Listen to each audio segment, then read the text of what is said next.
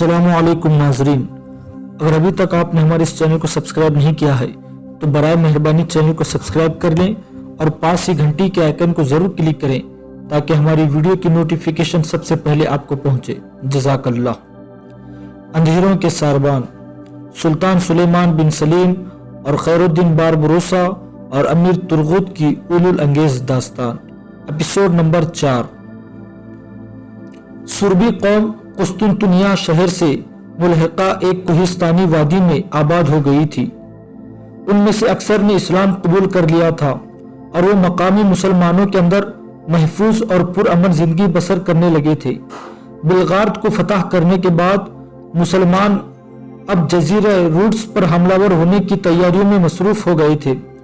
बहरे मारमोरा के किनारे फौजी मुस्तकिर में जिंदगी अपने पूरे उरूज पर हरकत करती दिखाई देने लगी थी और बहराए मारमोरा के ख्वाबदाह साहिल पर जंगी तरबियत हासिल करने वाले लश्करियों के घोड़े दौड़ाने के बाद धीमक उठते थे।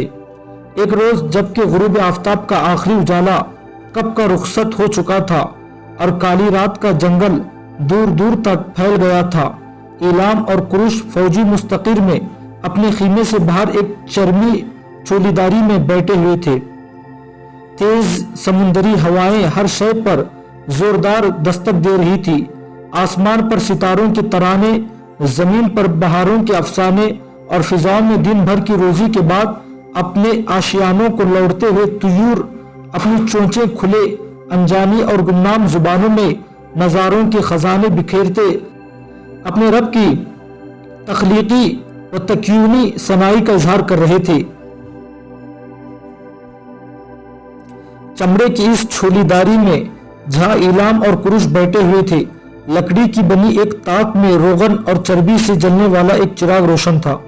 एक उज़्बेक सिपाही उस चरमी छोलीदारी में दाखिल हुआ और इलाम की तरफ देखते हुए कहा, ऐ अमीर, वही सुरबी बूढ़ा आपसे मिलने आया है जिसने बिलगार्द शहर से बाहर आपके खीमे में आपसे मुलाकात की थी और जिसने अपना नाम बिलसान बताया था। कुरुश ने फौरन अपना जहीला खंजर निकाला और आने वाले सिपाही से कुछ कहना चाहता था कि इलाम ने पूछ लिया, क्या वो अकेला आया है? उज़्बेक सिपाही ने कहा, नहीं अमीर, उसके साथ एक नौजवान लड़की भी है, वो दोनों आपसे मिलना चाहते हैं। इलाम एक तरफ हट गया और इन दोनों को बैठने के लिए जगह बनाते हुए उसने कहा, तुम जाओ और उन दोनों को अंदर भेज दो। वो सिपाही मुड़ा और बाहर निकल गया। थोड़ी देर बाद बूढ़ा बिलसान छोलीदारी में दाखिल हुआ। उसके साथ एक लड़की भी थी जिसने एक चादर में अपने आप को खूब ढांक छुपा रखा था। वो दोनों इलाम के सामने बैठ गए। लड़की ने अपने चेहरे और जिस्म के ऊपरी हिस्से से चादर हटा दी। रोगनी चिराग की रोशनी में इलाम ने देखा वो लड़की सुबह की अंगड़ाई की तरह दिलकश थी। उसके आईने की तरह चमकती पेशानी और गुलाब सा नमूदार गुलाबी चेहरा उसके हुस्न और दिलकशी को अतराए सीमाब की सी रोशनी बख्श रहा था। बूढ़े बिलसान ने इलाम को मुखातब करते हुए कहा, ऐ उज़्बेक अमीर, मैंने आपका बहुत इंतजार किया। मुझे उम्मीद थी आप मुझसे मिलने जरूर हमारे यहाँ आएंगे, लेकिन आपने मुझे मायूस किया। मैं हर रोज आपकी आमद से मुतालिक दुआएं मांगता था, लेकिन हाय अफसोस, मेरी कोई दुआ भी कबूल ना हुई। इलाम ने गौर से बिलसान की तरफ देखते हुए पूछा, आप कहाँ खड़े होकर दुआएं मांगते रहे? इलाम के अंदाज में एक छुपा छुपा सा तंजिया था। बिलसान ने अपना पूरा दिफा करते हुए कहा, दुआ के लिए कोई मखसूस जगह नहीं, मस्जिद हो या दीर हरम, कलीसा हो या सोमा, हैकल हो या माबूद, हर जगह इंसान अपने खालिक को पुकार सकता है। दुआ फितरत इंसानी है और इसके लिए मकान और ला मकान का कोई तायुन नहीं है। बिलसान रुका, फिर उसने चौंकने के अंदाज में कहा, मुझे अफसोस से आपकी बातों का जवाब देते हुए मैं भूल गया था कि ये मेरी बेटी इश्तियार है। बिलसान ने हाथ से अपने साथ आने वाली लड़की की तरफ हाथ से इशारा करते हुए अपनी बात में जोर और जान पैदा करने की कोशिश की थी। शायद आप इससे मायूब समझे कि मैं अपनी बेटी को अपने साथ क्यों लाया हूँ, लेकिन मैं एक बार पहले भी आपसे कह चुका हूँ, मेरी बेटी इश्तियार आपकी शुजाअत और जज्बे जिहाद से मुतासिर है। ये आपको देखना चाहती है। आपके साथ किसी रिश्ते का तायुन बात की बात है, لیکن یہ آپ کو دیکھ لینا بھی ایک سعادت سمجھتی ہے۔ بلسان جب خاموش ہوا تو ایلام نے کہا، میرا یہ جذبہ جہاد جسے آپ ایک سعادت سمجھ رہے ہیں مجھے ورثے میں ملا ہے۔ میں ایک پیدائشی سپاہی ہوں، میرا باپ، میرا دادا اور ان کے اجداد بھی ایسے ہی سپاہی تھے۔ میں رشتوں کے تانے بانے بننے کا فن نہیں جانتا۔ بہرحال وقت کا انتظار کیجیے، شاید حالات ایسے کروٹ لیں کہ میرے اور آپ لوگوں کے درمیان رابطہ کا کوئی سلسلہ پیدا ہو جائے۔ اشتیار نے اپنی سفید پوشاک کو سمیٹتے ہوئے پہلی بار ایلام کو مخاطب کرتے ہوئے پوچھا، کیا ہم امید رکھیں گے کہ آپ کبھی ہمارے گھر آئیں گے؟ آپ جب ہمارے محلے میں آئیں تو جس سے بھی آپ میرا بابا کا نام لے کر پوچھیں گے وہ یقیناً آپ کو ہمارے گھر پہنچا دے گا۔ اس گمان میں نہ پڑے گا کہ ہمیں آپ سے کوئی لالچ، حرص یا طمع ہے، بس آپ کا بہادر اور شجاع ہونا ہی آپ کی طرف ہماری رغبت اور میلان کا باعث ہے۔ کیا آپ بتا سکیں گے کہ آپ ہمیں کب مہمان نوازی کا شرف بخشیں گے؟ آپ کا میزبان ہونا ہمارے لیے شرف اور تعلی کا باعث ہوگا۔ ایلام نے بات کو سمیٹنے کی خاطر کہا، چند روز تک ہمارا لشکر جزیرہ روڈس فتح کرنے کے لیے جنوب کی طرف کوچ کرے گا۔ روڈس ترکی کے جنوب میں ایک جزیرہ جس کے اندر شمالی طرز کا ایک سنگین قلعہ تھا، اس پر صلیبی جنگجوؤں کی حکومت تھی۔ یہ لوگ یروشلم کے یوحنا پیتسوی کی جنگ برادری سے تعلق رکھتے تھے۔ ارض مقدس مسلمانوں کے قبضے میں آنے کے بعد انہوں نے پہلے قبرص میں پناہ لی، پھر روڈس پر قبضہ کر لیا۔ یہ اپنے آپ کو ناقابل تسخیر سمجھتے تھے۔ ماضی میں کئی حکمران اس جزیرے پر حملہ ور ہوئے لیکن اسے فتح نہ کر سکے۔ روڈس کی جنگ کے بعد ہی میں آپ لوگوں کے گھر آ سکوں گا۔ اشتیار نے کھڑے ہوتے ہوئے کہا، ہم بڑی بے چینی سے آپ کا انتظار کریں گے۔ اشتیار اپنے باپ بلسان کے ساتھ چرمی چولیداری سے باہر نکل گئی۔ ایلام اور کروش بلسان کے صد باپ سے متعلق گفتگو کرنے لگے تھے۔ ایک روز مغرب کی نماز کے بعد اسلامی لشکر نے قسطنطنیہ سے کوچ کیا تھا۔ اس بار بھی سلطان سلیمان بنفس نفیس لشکر کی کمانڈری کر رہے تھے۔ 1,00,000 سواروں کے ساتھ سلطان نے خشکی کے راستے روڈس کی طرف کوچ کیا تھا، جبکہ بحری جنگ کے ماہر 10,000 جوان ایک مضبوط بحری بیڑے کو لے کر بحر مارمورا کے راستے روڈس کی طرف روانہ ہوئے تھے۔ اسی بحری بیڑے میں قلعہ شکن توپیں اور لشکر کے لیے رسد و خوراک کا سامان تھا۔ اس کے علاوہ ان گنت بار برادری کے بحری جہاز اس جنوبی بندرگاہ پر کھڑے تھے جو جزیرہ روڈس سے نزدیک ترین پڑی تھی۔ سلطان سلیمان اپنے سواروں کے ساتھ اسی بندرگاہ پر آیا اور ان بار بردار جہازوں پر سوار ہو کر وہ سمندر میں تیزی سے آگے بڑھنے لگا تھا۔ جنگ بلغارد کی طرح یہاں بھی پیری پاشا، ایلام، ایاز پاشا، ابراہیم اور فرحاد پاشا جیسے عظیم جرنیل اس کے ہم رکاب تھے۔ سلطان جس وقت اپنے لشکر کے ساتھ جزیرے پر اترا اسی وقت اس کا بحری بیڑا بھی وہاں پہنچ گیا اور اس کے بحری جنگجو بھاری قلعہ شکن توپیں جہازوں سے روڈس کی ننگی ساحل پر اتارنے لگے تھے۔ چند ہی یوم میں سلطان نے جزیرے کے وسیع علاقے پر قبضہ کر کے روڈس کی اصل قلعے کا محاصرہ کر لیا تھا۔ ایک بلند چٹان کے اوپر سلطان کا خیمہ نصب کیا گیا تھا اور یہ قلعے سے اس قدر دور تھا کہ وہاں دشمن کی تیر یا آتش بازی اثر انداز نہ ہو سکتی تھی۔ سلطان کے خیمے کے سامنے آل عثمان کا روایتی پرچم، آل عثمان کا پرچم سبز رنگ کا تھا۔ پرچم کے اوپر خوب تیل پلائے ہوئے بانس پر پتل کا ہلال نصب ہوتا تھا اور نیچے 2 سفید گھوڑوں کے دموں کے بال لٹک رہے ہوتے تھے۔ ان بالوں کو باقاعدہ کنگھی کی جاتی تھی۔ روایتی پرچم نصب کر دیا گیا تھا۔ اپنے اس خیمے میں داخل ہوتے ہی سلطان نے قلعے پر حملہ ور ہونے کا لائحہ عمل مرتب کرنا شروع کر دیا تھا۔ روڈس کے قلعے کے ارد گرد ایک خوب گہری اور کافی چوڑی خندق تھی جس میں پانی بھر دیا گیا تھا۔ پتھر اور سیمنٹ کی بنی فصیل پر جگہ جگہ برج بنے ہوئے تھے اور یہ برج باہر کی طرف دور تک نکلے ہوئے تھے۔ ان برجوں سے جب آتش باری کی جاتی تو اس کی زد میں خندق کا سارا حصہ آ جاتا تھا۔ فصیل کے اندرونی حصے میں پختہ سائبان بنے ہوئے تھے جن کے اندر جنگ کے دوران محصورین تیزی سے حرکت کر سکتے تھے اور حملہ وروں کی توپیں کی گولوں، ننجکوں کے پتھروں اور آتش تیروں سے محفوظ رہ سکتے تھے۔ روڈس کے حکمران فلپ لیل ارام نے ایک ہنگامی جنگی مجلس کے بعد قلعے کی حفاظت کے انتظامات کو آخری شکل دے دی تھی۔ اپنے پورے لشکر کو اس نے 2 حصوں میں تقسیم کر دیا تھا، سینٹ جان کے برج سے لے کر اسپین کے برج تک، اور پھر وہاں سے سینٹ جان کی کلیسا تک کے علاقے کی حفاظت لیل رام نے خود سنبھال لی تھی۔ پھر سینٹ جان کی کلیسا سے لے کر سینٹ میری کے کلیسا تک، جس میں فصیل کے 2 برج اور قلعے کی چھوٹی سی بندرگاہ بھی آ جاتی تھی، اس سارے علاقے کی حفاظت اس نے اپنے ایک مشہور زمانہ جرنیل مارتے تنگو کے سپرد کر دی تھی۔ اس کے جواب میں سلطان سلیمان نے بھی اپنے لشکر کو ایک خاص ترکیب کے ساتھ قلعے کے چاروں طرف پھیلا دیا تھا۔ شمال کی طرف خود سلطان رہا، اس کے ساتھ ابراہیم بھی تھا، مغرب کی طرف فرحات پاشا، مشرق کی طرف ایاز پاشا، اور جنوب کی طرف جہاں قلعے کی چھوٹی سی بندرگاہ تھی ایلام کو مقرر کر دیا گیا تھا۔ ازبیکوں کے علاوہ تاتاریوں اور چرکیسیوں کو بھی اس کے ماتحت لشکر میں شامل کر دیا گیا تھا۔ پیری پاشا کو بھی سلطان نے اپنے ساتھ رکھ لیا تھا، اس لیے کہ اس کے گھٹنوں میں درد کی شکایت ہو گئی تھی۔ روڈس کے حکمران لیل ارم نے اسپین کے شہنشاہ چارلس، فرانس کے بادشاہ فرانس، انگلستان کے بادشاہ ہنگری ہشتم کے علاوہ روم کے اسقفوں اور اطالوی نائٹوں کی طرف بھی یہ پیغام بھیجے تھے کہ وہ مسلمانوں کے مقابلے میں اس کی مدد کرے۔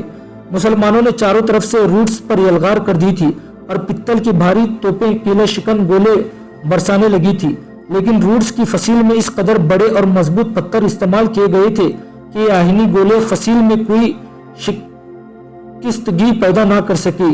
کئی بار رسوں اور کمندوں کی مدد سے بھی فصیل پر چڑھنے کی کوشش کی گئی، لیکن ایسی ہر کوشش ناکام ہو گئی، کیونکہ اہل روڈس فصیل کے اوپر سے کھولتا ہوا پانی، دہکتی ہوئی آگ اور روغن نطف پھینک کر فصیل پر چڑھنے والوں کے لیے ایک عذاب کھڑا کر دیتے تھے۔ محاصرہ طول پکڑنے لگا تھا اور یوں محسوس ہونے لگا تھا جس طرح ماضی میں کئی حکمران روڈس کو فتح کرنے میں ناکام رہے تھے، اسی طرح سلطان سلیمان بھی روڈس پر قبضہ کرنے میں کامیاب نہ ہوگا۔ مسلمانوں کو یقین ہو گیا تھا کہ عنقریب سلطان اپنے لشکر کو روڈس سے پسپائی کا حکم دے گا۔ اب برسات کا موسم شروع ہو گیا تھا اور سلطان درختوں تلے نصب اپنے خیمے میں محصور ہو گیا تھا۔ یہ جمود سلطان کو قطعاً پسند نہ تھا۔ وہ آثار قدیم دیکھنے کی خاطر جزیرے میں اکثر گھوما کرتا تھا اور اس نے جزیرے میں قلعے کے قریب ہی وہ ویران کھنڈر بھی دیکھ رکھے تھے جہاں کبھی روڈس پر حکومت کرنے والے بحری بادشاہوں کے محل ہوا کرتے تھے۔ سلطان نے فوراً ان ویران محلات کی مرمت کا حکم دیا اور جب وہ درست ہو گئے تو سلطان اپنے خیمے سے ان عمارتوں میں منتقل ہو گیا۔ لشکر کے لیے گولہ بارود، خوراک اور ہتھیار سب خیموں سے نکال کر ان عمارتوں کے اندر محفوظ کر دیے گئے تھے۔ سلطان کا خیموں سے نکل کر عمارتوں میں چلے جانا اس امر کی واضح دلالت تھی کہ وہ واپسی کا کوئی ارادہ نہیں رکھتا۔ اس اقدام سے جہاں ایک طرف اسلامی سپاہ کے ارادوں میں پختگی آ گئی تھی، وہاں دشمن پر بھی یہ عیاں ہو گیا تھا کہ سلطان جزیرے کی قسمت کا فیصلہ کر کے رہے گا۔ ایک روز جبکہ رات کا 5واں حصہ گزر چکا تھا، جنگ رکی ہوئی تھی اور مسلحدار بارش ہو رہی تھی۔ ایلام اور کروش روڈس کے جنوب میں بندرگاہ کے قریب بیٹھے جاگ رہے تھے۔ ان کے قریب ہی لشکر کا وہ حصہ بھی مستعد بیٹھا ہوا تھا جسے جنوب میں متعین اپنے سپاہ کی حفاظت کے لیے رات بھر جاگنا تھا۔ وہ سپاہی جو دن بھر اور رات کے ایک حصے تک دشمن کے ساتھ جنگ کرتے رہتے تھے، اس وقت گہری نیند سو رہے تھے۔ سرما کا موسم شروع ہو گیا تھا، پھر بارش کے باعث خنکی اور بڑھ گئی تھی۔ لشکر میں جگہ جگہ آگ روشن تھی جو سپاہیوں کے لیے رات بھر جاگتے رہنے کا ایک سہارا بھی تھا۔ ایک سپاہی اٹھا اور اس نے ایلام اور کروش کے سامنے جلتی آگ میں سندل کی لکڑی کا ایک چھوٹا سا ٹکڑا ڈال دیا تھا۔ بھیگے دھندلکوں میں سندل کی لکڑی کا خوشبودار دھواں دور دور تک بکھرنے لگا تھا۔ سمندری موجوں کا شور اور لمحہ لمحہ بڑھتا جا رہا تھا۔ تیز طوفانی ہواؤں میں یوں محسوس ہو رہا تھا جیسے کائنات کی نبض ڈوبنے لگی ہو۔ سمندر کی پھپھری لہریں کناروں سے یوں ٹکرا رہی تھی جیسے شام کی سینکڑوں نوبتیں بجھ اٹھی ہوں۔ آسمان پر بادل گرج رہے تھے اور بار بار برق کی تیز لہریں کند جاتی تھی جن کی روشنی میں وہ موٹی آہنی زنجیریں صاف دکھائی دی جاتی تھی جس سے روڈس کی چھوٹی سی بندرگاہ کو بند کر دیا گیا تھا۔ اس خیال کے تحت کہ مسلمان اپنے جہازوں میں توپیں لا کر कहीं उस सिमत से हमलावर ना हो जाए। ये छोटी सी एक कुदरती बंदरगाह थी जिसके दोनों जानिब सियाह रंग के मजबूत चट्टानें समुंदर के अंदर दूर तक चली गई थी।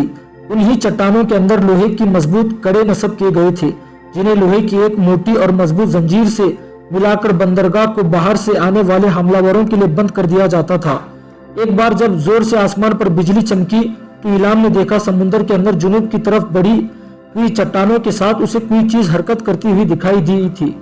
इलाम चौंक कर खड़ा हो गया। पुरुष भी उठ खड़ा हुआ और इलाम की तरफ देखते हुए उसने पूछा, इलाम इलाम क्या हुआ?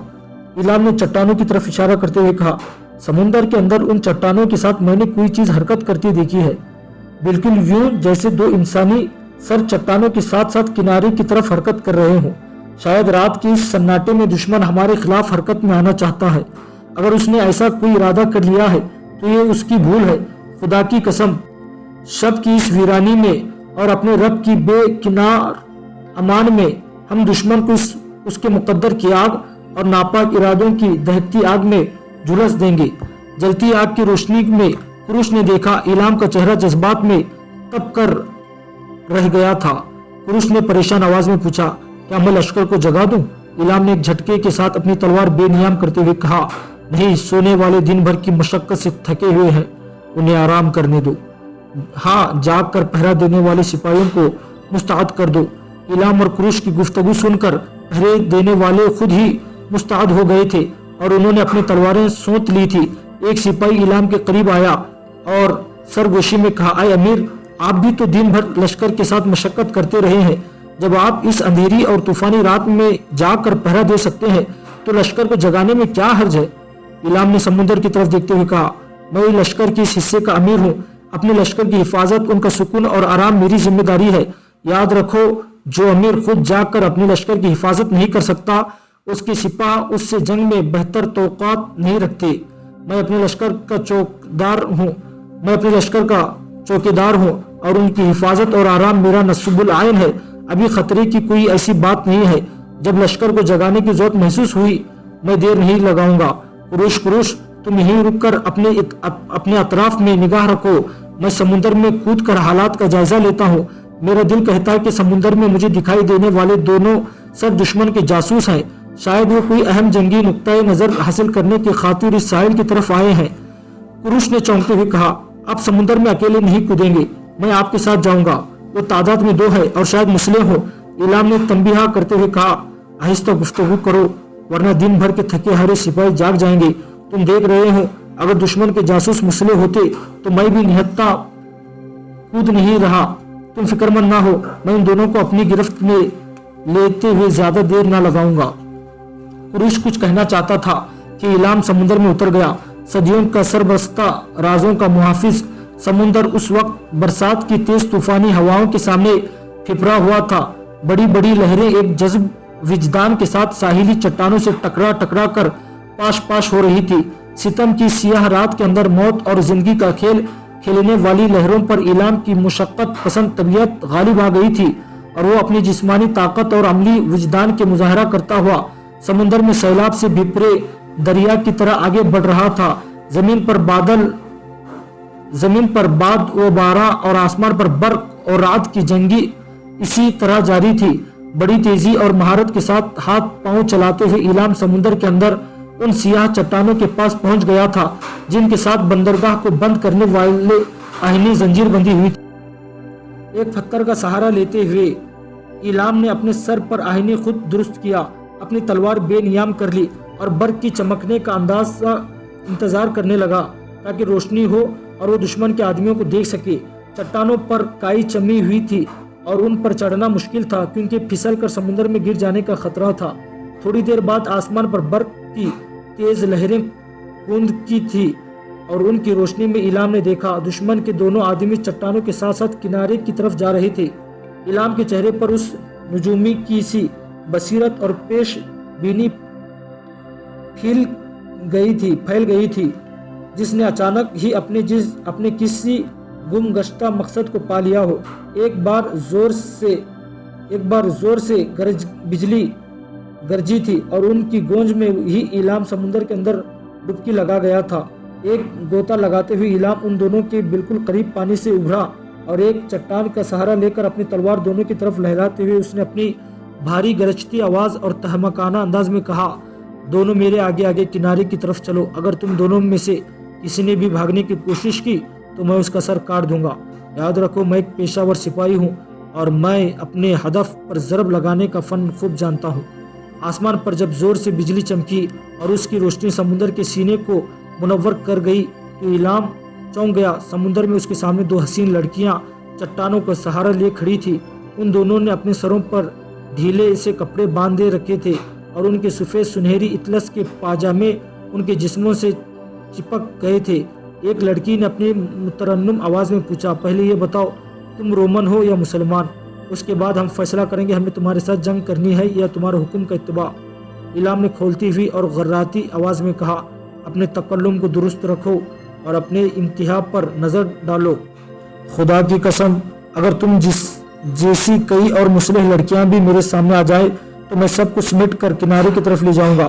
میں مسلمان ہوں اور تمہاری لاکھ کوششوں کے باوجود اب میں تم دونوں کو بھاگنے نہ دوں گا، قبل اس کے تم دونوں کی قسمت سیاہ بختی کے سائے اور تمہاری تقدیریں درد کی قلزم میں ڈوب جائیں۔ بتاؤ تم دونوں کون ہو اور رات کے اس وقت تم دونوں اس طرف کیوں آئی ہو؟ ایک لڑکی نے اپنی سہمی سی آواز میں کہا، ہم دونوں یونانی ہیں، بظاہر ہم روٹس کے حکمران رومنوں کے ساتھ ہیں، لیکن ہماری ہمدردیاں مسلمانوں کے ساتھ ہے، شاید تم ہماری باتوں پر اعتبار نہ کرو۔ دوسری لڑکی نے بغور اعلام کی طرف دیکھتے ہوئے کہا، تمہارے چہرے کے خطوط میں فہم و فراست، تمہارا قد سنوبر اور چنار کی طرح نکلا ہوا ہے اور تمہارا خوب بھرا ہوا اور کٹیل جسم فولاد کی طرح سنگلاخ لگتا ہے۔ رات کی تاریکی میں تم سمندر میں ہمارے سامنے کھڑے بالکل یکی لیز یونان قدیم کا ایک معروف ہیرو جو بہادری اور مردانگی کا پیکر سمجھا جاتا تھا۔ ٹرائے کو اسی نے فتح کیا تھا لیکن خود اس جنگ میں مارا گیا تھا۔ یونان کے شاعر ہو مرکی شہر آفاق نظم میں اس کا ذکر ہے۔ تمہیں یقیناً سلطان سلیمان کے اچھے اور کارآمد جرنیل میں شامل ہونا چاہیے تھا۔ اعلام نے کچھ کہنا چاہا تھا کہ دوسری لڑکی نے اپنے ساتھی کی طرف دیکھتے ہوئے کہا، سمندر میں ہمارے سامنے رات کے وقت ایسی بے باکی سے کھڑا یہ ہرقل ابن زی اوس جیسا محسوس نہیں ہو رہا؟ یونان کا ایک دوسرا جنگجو اور طاقتور قومی ہیرو۔ اعلام نے سخت آواز اور ڈنٹ دینے کے انداز میں کہا، سنو تم دونوں بھول رہی ہو، میری تعریف کر کے تم دونوں بھاگ نہ سکو گی، نہ میرے عذاب سے بچ سکتی ہو۔ رات کے وقت اس طرف آنے کا مقصد صاف صاف کہو ورنہ میں سن رکھو راز اگلوانے کا فن بھی جانتا ہوں۔ ایک لڑکی نے کہا، ہم نے تمہاری بے جا تعریف نہیں کی، تمہاری شخصیت حقیقتاً ایسی ہی ہے۔ اگر تم ہماری طرف سے ابھی تک مشکوک ہو تو ہمیں اپنے جرنیل اعلام کے پاس لے چلو، ہمارے پاس اس کے لیے ایک بہت اہم پیغام ہے اور اس پیغام میں مسلمانوں کی بہتری پناہ ہے۔